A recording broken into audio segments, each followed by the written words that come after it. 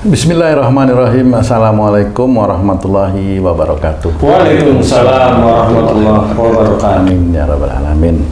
Para pemirsa dan sahabat beriman dimanapun berada, kita jumpa lagi di Ustadz Danu Official Channel bersama saya Tung dan juga sahabat saya Bang Jainuddin. Pada kesempatan yang baik kali ini kita akan ngaji lagi bersama guru kita semua, Pak Ustadz Danu. Assalamualaikum Pak Ustadz. Assalamualaikum warahmatullahi wabarakatuh. Amin ya rabbal alamin. Nah begini Pak Ustadz, ini ada teman saya bercerita kepada saya, seorang wanita ya Pak Ustadz. Beliau itu dalam rumah tangganya itu kan memang sering sekali terjadi keributan. Nah beliau itu meningkatkanlah istilahnya ibadahnya kepada Allah, selalu berdoa, ingin menjadi seorang istri yang solehah, kemudian rajin membaca Quran, ibadah-ibadah dia jalankan. Namun pertengkaran itu tetap saja ada di rumah tangga beliau ini. Terus beliau bertanya itu, apakah saya harus bercerai? Nah, bagaimana itu secara Islami menanggapi yang seperti itu Pak Ustaz? Iya. Bismillahirrahmanirrahim. Assalamualaikum warahmatullahi wabarakatuh. Waalaikumsalam warahmatullahi wabarakatuh. Amin ya rabbal alamin. Ya, yang saya mau tanyain ini, temenmu itu berdoanya gimana? Nggak tahu berdoanya kayak gimana, kok udah cerita dia baca Quran, dia meningkatkan ibadah, ini maksudnya gimana? Itu dari cerita beliau aja sih Pak Ustaz. Berdoanya gimana?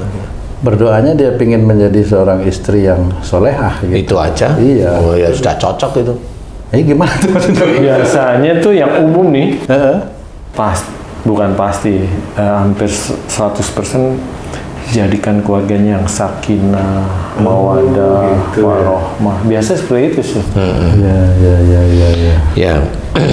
Jadi kalau doanya seperti itu, insya Allah paham saya. Tapi kalau dia berdoa dan dia ingin menjadi istri yang solehah, oh ya normal. Kalau dia diajak berantem terus sama suaminya, normal. Malah normal ya? Dia normal, karena dia ingin jadi solehah itu berarti dia harus menyelesaikan ujian yang tidak dia minta, tetapi dia minta jawaban jadi solehah. Oh, apa salah doa seperti itu? Tidak salah. Iya, tidak salah. Berarti untuk wanita soleh itu ujiannya berat gitu? Ya ujiannya berat. Kalau haji ingin jadi suami soleh, ya ujiannya berat. Jadi gimana itu Pak? Berat itu maksudnya ya secara fisik ya berat, secara fisik lagi ya berat gitu. Kenapa harus berat Ustaz? Ya kan dia kan pengen jadi orang yang soleh di hadapan Allah. Katanya kan doanya itu mintalah kepada Allah akan dikabulkan, seperti itu Pak Ustaz. Ya kan saya nggak pernah cerita yang seperti itu sebenarnya. Katanya. Ya kan katanya. Memang kalau kita mengacu pada kalimat Quran ud'uni astajib lakum, ya secara harfiah kalimat itu jelas artinya mohon mintalah kepadaku, kata Allah ya. Iya kata Allah. Akan aku kabulkan. Iya. Benar kata Allah begitu. Tapi kalimat berikutnya ini kan nggak pernah dibahas sama orang-orang yang selalu bilang minta kepada Allah akan dikabulkan. Kalimat belakangnya ini loh dibahas. Sambungan ayat di depan itu masih dalam satu ayat. Masih dalam satu ayat sebenarnya. Jadi harus dipahami ud'uni astajib lakum. Innal ladzina yastakbiruna an ibadah sayadkhuluna jahannama dakhirin. Jadi ayat yang belakang inilah yang menentukan ayat di depannya. Ayat belakangnya apa? Nah, sesungguhnya jika kamu sombong dalam menyembah kepadaku, Allah maksudnya ya, kepada Allah, menyembah pada Allah, sombong nih orang nih, akan kami masukkan ke dalam neraka dalam keadaan hina. Nah, orang itu tidak akan pernah tahu ayat belakangnya ini, bahwa kalau seseorang sombong dalam menyembah kepada Allah Ta'ala itu apa? Sombong itu berarti dia itu mempunyai ilmu agama.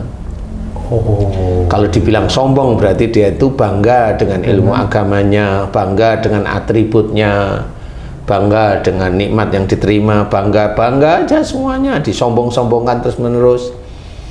Kalau diterangkan dalam ayat ini, kalau orang itu sombong berarti besok itu dia pasti masuk neraka. Lah gimana kalau sekarang dia sombong, jelas besok itu masuk neraka, kok doanya mau dikabulkan itu yang lewat mana yang mau dikabulkan? Jadi kalau memang doa itu ingin dikabulkan, ya sombong ini harus dihilangkan. mau sedekah, mau infak, ya nggak usah diceritain. Kan gitu, sedekah baru 100.000 aja diceritain, kan gitu. Sedekah memang banyak sih, 10 juta diceritain dengan bangga. Mau apa ceritanya? Padahal ini nggak membahas tentang sedekah dan dia juga tidak ditanyain. Nah, ini kan sombong namanya. Ini ada unsur riya sebenarnya.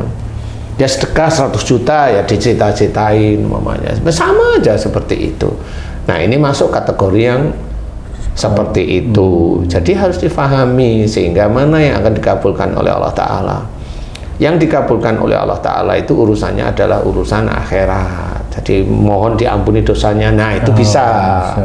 Kemudian bersyukur atas semua nikmat Allah, karunia Allah. Itu insya Allah bisa. Kalau dia ngerti, dia itu bersyukur atas karunia dan nikmat Allah, itu berarti orang itu paham bahwa dia itu selalu disupport oleh karunia dan oleh nikmat Allah itu sendiri. Itu dari Allah Ta'ala dan dia ngerti sehingga dia bersyukur kepada Allah Ta'ala terus menerus setiap saatnya. Baru itu urusan akhirat. Nah, tapi kalau urusan duniawi mohon ini kan duniawi. Jadi ya mohon maaf kalau memang tidak bisa dikabulkan oleh Allah Ta'ala ya karena kita harus hati-hati ya. Nah, kalau temenmu tadi itu cerita akhirnya dia mau bilang apa dia tadi? Boleh nggak dia bercerai? Oh gitu, ya, udah capek kali ya, gitu. Ya, jadi persoalannya begini, masalah cerai itu kalau menurut saya jangan deh. Kalau menurut saya jangan ya, karena kalau unsurnya hanya berantem ini masalah cerai jangan. Ya. Kemudian bagaimana? Kita harus pahami berantem ini masalahnya apa? Kalau cuma masalah marah, yang mana nih yang marah? Si suami atau si istri, istrinya kepancing dengan suami, suaminya ngawalin, marah dan ini dua-duanya harus belajar semuanya. Marah itu dilarang dalam agama Islam. Apapun bentuknya, suara keras, suara yang menuduh, suara yang mengintimidasi, suara yang merasa dirinya benar itu tidak boleh. Nah, merasa benar kemudian dia mengeluarkan emosi atau amarah itu dilarang oleh Allah Ta'ala. Dalam salah satu firman Allah itu diceritakan fa'fu anhum, maafkan mereka. Ini kan diajarkan oleh Allah Ta'ala bahwa kita orang Islam itu harus menjadi pemaaf di dalam kehidupan sehari-hari. Coba terapkan pemaaf itu di dalam keluarga kita, keluarga temanmu umpamanya. Terapkan. Jadi si istri juga menerapkan memaafkan kesalahan suami, suami juga menerapkan maafkan kesalahan istri. Kalau istrinya salah, kalau istrinya nggak salah, lah ngapain marah, kan begitu. Kalau si suami itu masih marah, berarti suaminya harus belajar agama lagi. Tapi suami saya sudah sering ikut kajian, iya, cari guru yang beda. Jangan guru yang itu-itu aja. Cari guru yang benar-benar bisa melembutkan hati untuk mendekat pada Allah Ta'ala. Kalau memang si suami itu punya gambaran bahwa besok dia akan bertemu istrinya di akhirat itu di surga, kalau dia punya cita-cita seperti itu, dia harus belajar untuk tidak emosi. Kecuali si suami tersebut itu punya selingkuhan dan dia sudah nikah. Nah, istrinya diteladung-teladung aja agar istrinya marah, kan gitu. Jadi ini si suami harus belajar agama dengan baik ya. Jadi suami yang seperti ini memang harus belajar. Kalau dia sholat 5 waktu kemudian tidak ada masalah, harus belajar dengan baik. Ustaz, saya juga ada seorang ibu-ibu bertanya sama saya nih. Dia ini menikah dengan seorang laki-laki yang kaya raya nih, Ustaz nih. Pada perjalanan rumah tangganya yang biasanya sebelum nikah nih suami ini sering membahagiakan keluarganya, orang tuanya, kakaknya, adiknya. Sejak dia menikah dengan istrinya ini tidak lagi nih membahagiakan nih, kurang gitu kan. Nah, semua tercurah ke istrinya.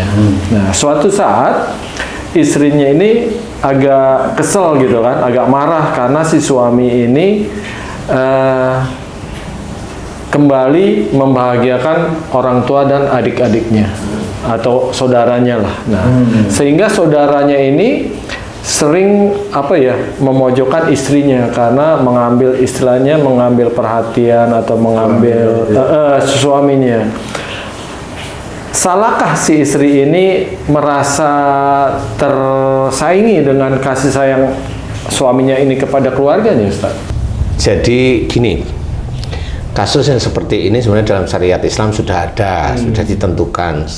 Namanya pada saat si laki-laki atau suami ini dulunya membagiain orang tuanya sama saudaranya, boleh. Dia bagian siapa aja boleh. Ya, maksudnya boleh itu yang halal ya, maksudnya ya. Kemudian dia menikah, dia punya istri, nah kemudian punya anak. Nah, si laki-laki ini, si suami ini memang dia juga harus tercurahkan kepada istri dan anak-anaknya. Terlebih dahulu. Dengan catatan kalau orang tuanya itu sudah nggak berpenghasilan, boleh membantu orang tuanya. Ini boleh nih. Nah, kemudian siapa yang boleh dibantu lagi oleh suaminya? Saudara perempuannya yang janda, yang tidak ada penghasilan. Yang tidak ada penghasilan. Ada janda, kayak juga ada nih, Ustaz. Iya, dapat warisan dia kan. Tidak ada penghasilan. Karena janda yang kaya banyak ini ya. Ya tuh ya, banyak ya. Mungkin sekarang udah habis. Karena hidup sulit kan. Jadi kalau umpamanya saudara suami yang laki-laki tidak wajib untuk dinafkahi sebenarnya. Jadi harus difahami seperti itu.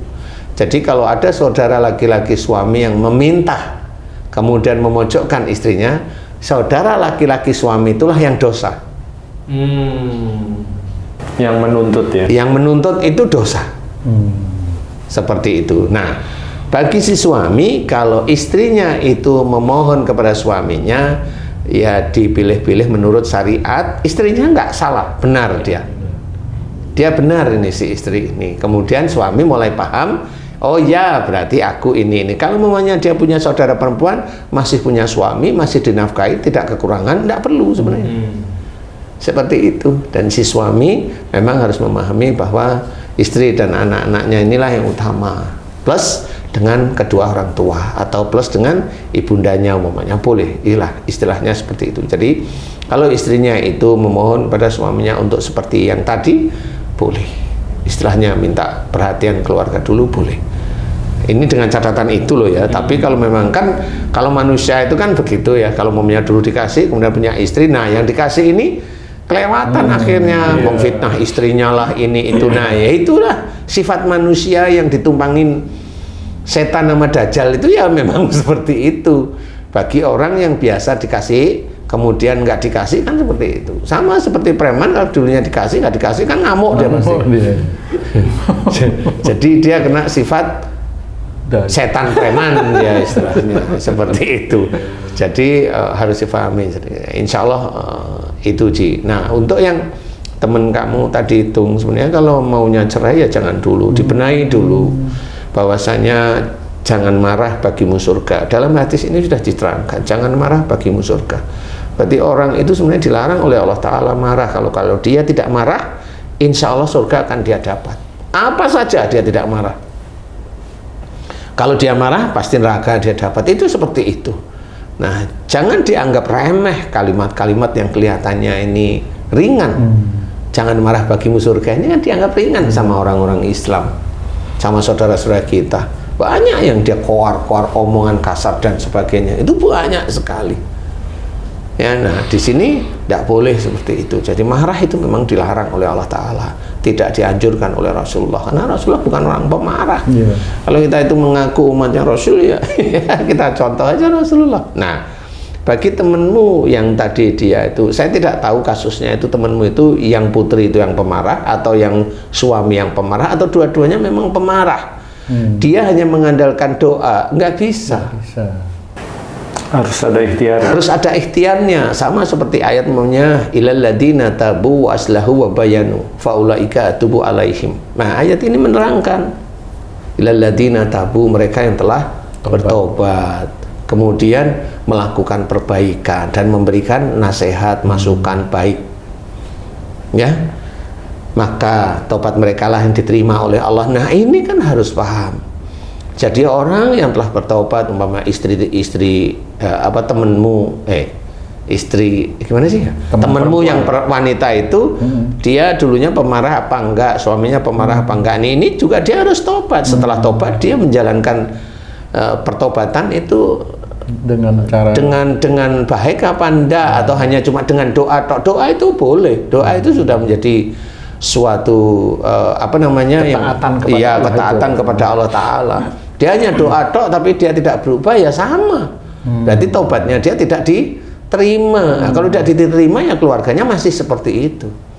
Tapi kalau si istri itu memang dia tobat, kemudian dia itu berubah menjadi baik, kemudian dia menerangkan hal-hal yang baik, dakwah maksudnya, menerangkan hal baik khususnya kepada siapa? Kepada suaminya.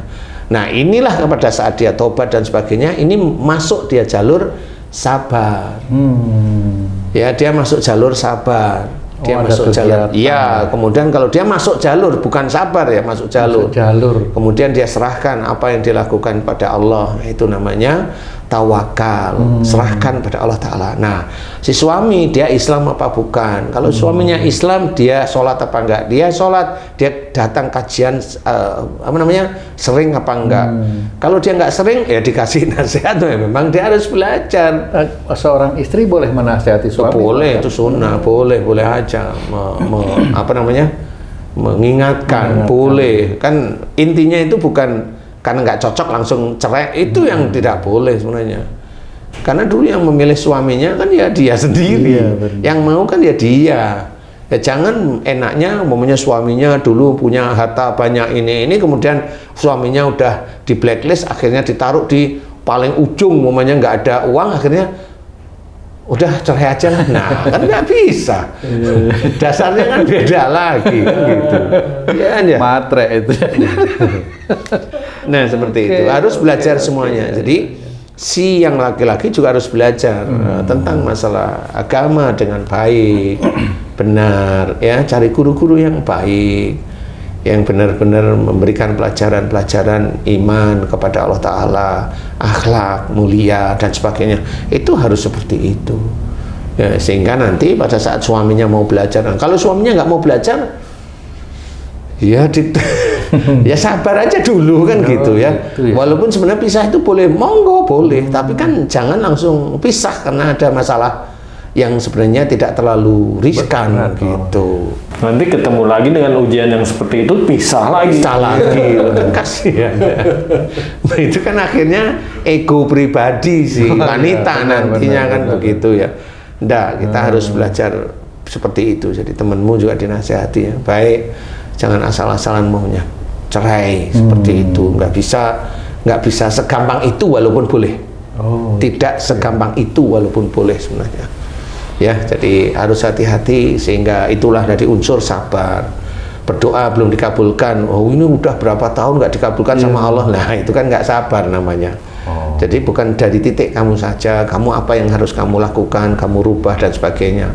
Dari sisi suami juga harus bagaimana. Kalau cuma dari sisi istrinya aja ya menurut saya nggak bisa kalau suaminya nggak berubah. Ya kamu harus menerima hal-hal seperti itu memang dengan istiqomah menerimanya harus istiqomah ya. Jadi jangan gampang untuk berpisah atau bercerai, tetapi selesaikan masalah itu, karena pada saat seorang Islam itu menyelesaikan masalah itu di jalan Allah, itu tetap namanya berjuang di jalan Allah, tetap dia. Jadi tidak jihad perkawinan. Ya, jihad perkawinan, gitu ya? Seperti itu. Jadi masalah itu ada ujian dari Allah Ta'ala. Ujian itu ada tetap dibagi dua. Satu wujudnya musibah, yang kedua wujudnya nikmat. Tetap itu.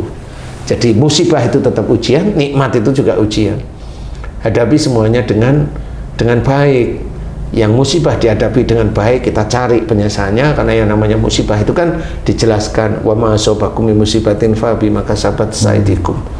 Jadi apa saja musibah yang kau terima itu disebabkan dari buah tanganmu sendiri. Bisa aja dulu temenmu wanita itu dulunya ya agak ngawur umpamanya, kan bisa aja dengan orang tuanya yang ngawur dan sebagainya, dinasihatin agak susah umpamanya. Kalau dapat suami yang seperti ya agak seperti Brahmacora, ya normal-normal aja dia dapatnya kan gitu, sekufu kan begitu.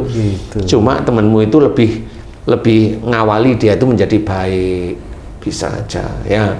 Jadi dinasihatin aja yang baik. Mudah-mudahan ini bisa menjadi manfaat. Amin, karena amin. mengelola keluarga itu menjadi sakinah, mawaddah, warahmah itu sulit. Sulit Pak Ustadz ya. Tidak segampang hanya di mulut, tidak segampang itu. Lo tinggal aja nasibmu yang begini, Allah tinggal kun, selesai lah. Maksudmu apa ya? Iya itu. Kamu itu sebagai asisten Allah apa gimana kok gampang banget kamu itu cerita kan gitu ya. Nanti dia ditanyain, kenapa kamu gampang banget cerita? Dia sendiri cerita, aku kan menyemangati. Pinter Ya bukan begitu ngomongnya, harus dijelasin. Katanya kalau Allah berkehendak itu, tapi tidak berkehendak. Nah, iya, Allah kalau berkehendak, emang kamu tahu Allah berkehendak? Nggak tahu juga dia. Dia nggak bisa, nggak boleh ngomong seperti itu. Bagaimana Allah itu bisa berkehendak? Ada urutan berkehendak dari Allah Ta'ala itu. Jadi kalau orang itu taubatnya ya benar-benar taubatan nasuha, kemudian dia memperbaiki, kemudian dia sudah mulai dakwah. Nah itu kan bisa aja nanti kehendak Allah itu diberikan. Nggak sekedar Allah itu berkehendak, itu bisa aja nasibmu yang tidak baik jadi baik. Loh, kalau nasibnya baik, oh itu teman-teman saudara-saudara kita yang pada saat ini atau berapa puluh tahun dulu dia mengalami takdir yang sulit dalam kehidupannya, itu padahal dia itu sholatnya tertib, harusnya kaya. Iya benar. Jadi jangan menggampangkan sesuatu yang sudah tertulis dalam Quran, terangkan kepada jamaah. Jangan asal mengenain jamaah aja. Nanti kalau ada masalah, nah kan nggak bisa jawab, dia, karena dia nggak ngalamin dan dia nggak ngerti maksudnya ayat tersebut. Dia hanya cuma menyemangati menurut otaknya dia. Begitu, mudah-mudahan ini bisa menjadi manfaat. Wallahu a'lam. Amin. Alhamdulillah. Terima kasih banyak Pak Ustadz penjelasannya. Sahabat beriman dimanapun berada, demikian perjumpaan kami kali ini. Terima kasih atas perhatiannya. Wassalamualaikum warahmatullahi wabarakatuh. Waalaikumsalam warahmatullahi wabarakatuh. Alhamdulillah. Amin.